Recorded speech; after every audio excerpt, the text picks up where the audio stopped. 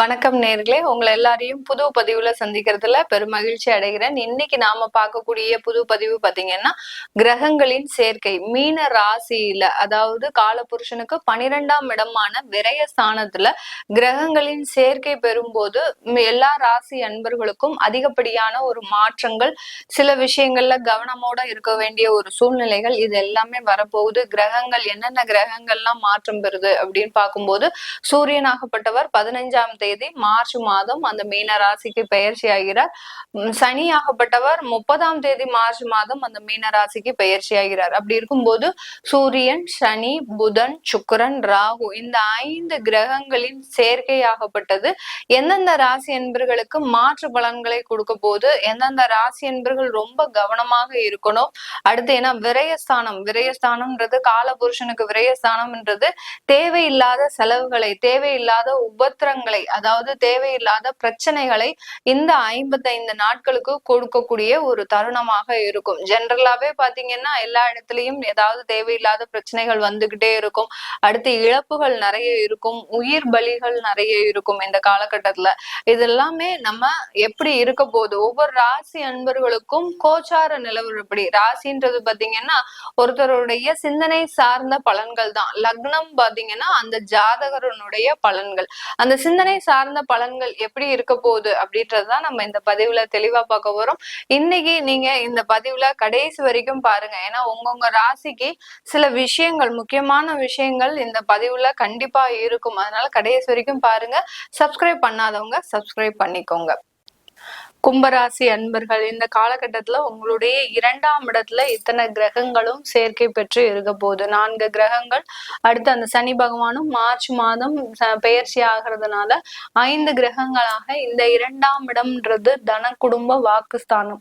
இந்த தன குடும்ப வாக்குஸ்தானத்துல உங்களுடைய பூர்வ புண்ணிய ஸ்தானாதிபதி, உங்களுடைய களத்திர ஸ்தானாதிபதி, உங்களுடைய சுகஸ்தானாதிபதி, அடுத்து உங்களுடைய பாக்கிய ஸ்தானாதிபதி, இப்படி முக்கியமான அந்த ஜாதகத்துல இருக்க வேண்டிய முக்கியமான எல்லா பாவக கிரகங்களும் உங்களுடைய 2ஆம் இடத்துல அந்த கிரக சேர்க்கையாக நடைபெறும் போது மிக பெரிய அளவுல இந்த கும்பராசி என்பது இந்த 50 நாட்கள்ல நீங்க மிக பெரிய அளவுல ஒரு திட்டமிடுதல் வச்சுக்கோங்க.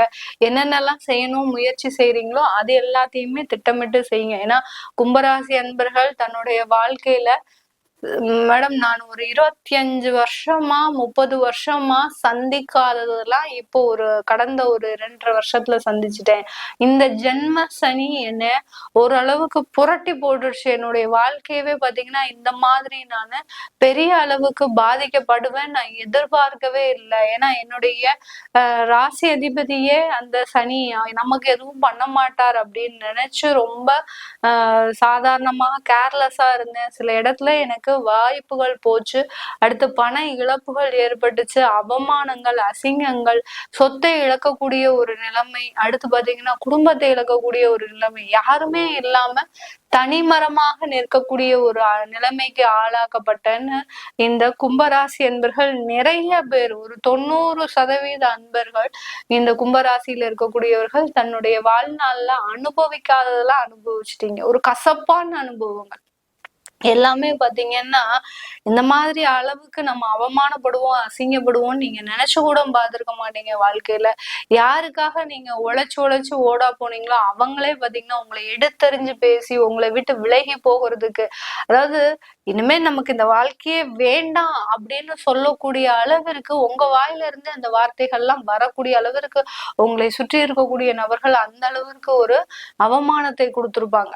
நீங்க இந்த மாதிரியான வாழ்க்கையை வாழ்றதுக்கு, நமக்கு இந்த வாழ்க்கையே வேண்டாம் அப்படின்னு சொல்லக்கூடிய அளவிற்கு மிகப்பெரிய அவமானங்களை சந்தித்த இந்த கும்பராசி என்பர்களுக்கு இந்த கிரக சேர்க்கைகள் மாற்றத்தை தான் கொடுக்க போகுதே ஒழிய முழு அளவு ஒரு நிரந்தரமான ஒரு மாற்றங்களை கொடுக்குமா அப்படின்னு கேட்டீங்கன்னா கிடைக்காது. ஏன்னா 7.5 சனியினுடைய கடைசி இறுதியில இருக்கிறீங்க.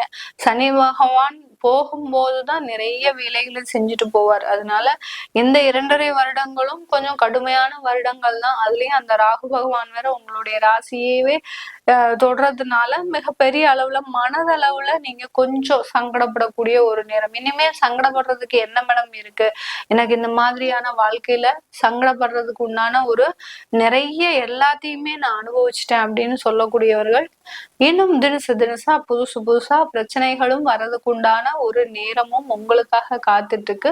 இப்போ நம்ம இந்த 50 நாட்கள்ல எந்த மாதிரி இருக்கும் அப்படின்னு பார்க்கும்போது உங்களுடைய சுகஸ்தானாதிபதி அடுத்து பூர்வ புண்ணிய ஸ்தானாதிபதி அந்த 2ஆம் இடத்துல இருக்கிறார். அதனால கொஞ்சம் ஓரளவுக்கு சொத்துக்களை பாதுகாக்கக்கூடிய ஒரு நேரம் உங்களுக்கு வந்தாச்சு.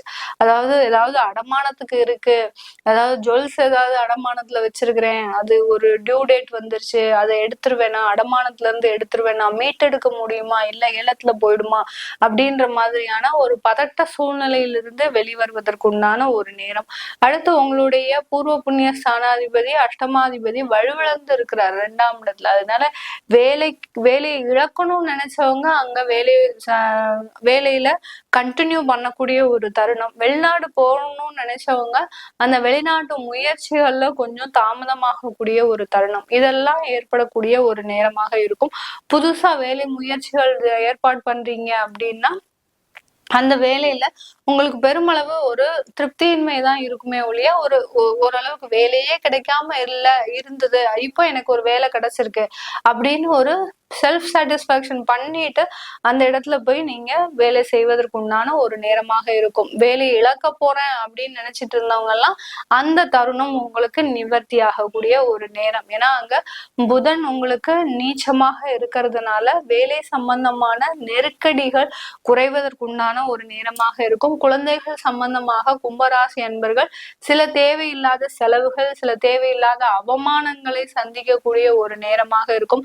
இந்த குழந்தைகளுக்கு வேலை கிடைக்கணும், இல்ல ஒரு திருமண முயற்சிகள்ல ஈடுபடுறீங்க அப்படின்னா அந்த திருமண முயற்சியில சில தடைகள் தாமதங்கள் தேவையில்லாத ஒரு நெகட்டிவான ஒரு தாட்ஸ், அந்த திருமணம் சம்பந்தமான ஒரு எதிர்மறையான ஒரு எண்ணங்கள் இந்த காலகட்டத்துல உண்டாகுவதற்கு உண்டான ஒரு நேரமாக இருக்கும்.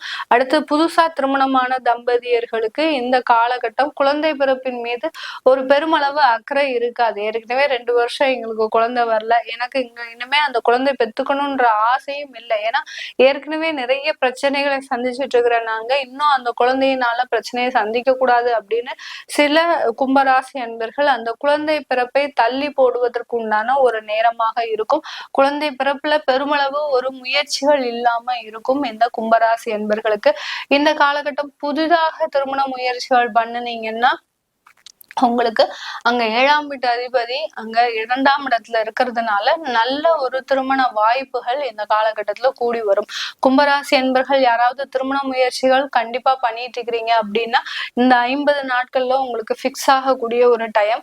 இந்த காலத்துல மறுமண வாய்ப்புகளும் உங்களுக்கு தேடி வருவதற்குண்டான ஒரு நேரம். எனக்கு 2வது திருமணம் செய்யறதுக்கெல்லாம் ஆசைகள் இல்லை அப்படின்னு நினைக்கிறவங்க அந்த வாய்ப்புகளையும் உங்களை தேடி வருவதற்குண்டான ஒரு நேரமாக இருக்கும். 2வது திருமணம், 2வது குடும்ப வாழ்க்கை, அடுத்து பாத்தீங்கன்னா வெளிநாட்டுல உங்களுடைய குடும்பத்தை செட்டில் பண்றது, இந்த மாதிரியாக அந்த குடும்பத்தை நோக்கி சில முயற்சிகள் நீங்க இந்த கும்பராசி என்பர்கள் செய்யறதுக்குண்டான ஒரு நேரமாக இருக்க போகுது இந்த கும்பராசி என்பர்களுக்கு. கும்பராசி என்பர்கள் வருமானத்தை சேமிக்கக்கூடிய ஒரு டைம் இந்த காலகட்டம். முக்கியமா சொல்லணும்னா வருமானம் சேமிக்க போறீங்க. ஏன்னா உங்களுக்கு அந்த குருவும் சுக்கிரனும் இந்த காலகட்டத்துல பரிவர்த்தனை ஆகும்போது அந்த வருமானம்ன்றது உங்க கையில நினைச்சு இருக்கும். இது நாள் வரைக்கும் அந்த வருமானம் இப்படி வாங்கி இந்த கையில கொடுக்கறதோட சரி, ஒரு தொழில் செய்யறதா இருந்தா கூட அந்த தொழில ஏதாவது புது முயற்சிகள் எடுக்கணும் அப்படின்னு நினைச்சா கூட அதற்குண்டான ஒரு வருமானம் உங்க கையில இருக்காது. இப்படியே தள்ளி போட்டு அந்த புது முயற்சிகளும் எடுக்க முடியாம, புது தொழிலும் ஆரம்பிக்க முடியாம, இருக்கிற தொழிலை காப்பாத்திக்கவும் முடியாம சில கும்பராசி என்பர்கள் தேவையில்லாத பிரச்சனைகள்லாம் மாட்டிருப்பீங்க. இந்த காலகட்டம் உங்களுக்கு வருமானம் உங்க கையில தங்கக்கூடிய ஒரு டைம். அத ஒரு கரெக்டான ஒரு இடத்துல செலவு பண்ணக்கூடிய ஒரு நேரமாக இருக்கும். அதே சமயத்துல இந்த சுக்கிரன் ராகு சேர்க்கை அப்படின்றது பாத்தீங்கன்னா உங்களுக்கு பெருமளவு தேவையில்லாத ஆடம்பரமான ஒரு பாதிப்பை கொடுக்கக்கூடிய ஒரு நேரமாக இருக்கும். இத்தனை நாள் நான் கஷ்டப்பட்டேன், எனக்காக என் குடும்பத்துக்காக நான் செஞ்சுக்கணும் அப்படின்னு நினைச்சு சில தேவையில்லாத ஆடம்பர செலவுகளை நீங்களே உங்க தலையில போட்டுக்கக்கூடிய ஒரு டைமா இருக்கும். இல்லீகல் கான்டாக்ட்ஸ், பினாமி, அடுத்து பாத்தீங்கன்னா பினாமியுடைய சொத்துக்கள், இது மாதிரிலாம் நிறைய உள்ள வருமானமாக வருவதற்குண்டான ஒரு நேரமாக இருக்கும். அதுலலாம் ரொம்ப கேர்ஃபுல்லா இருங்க.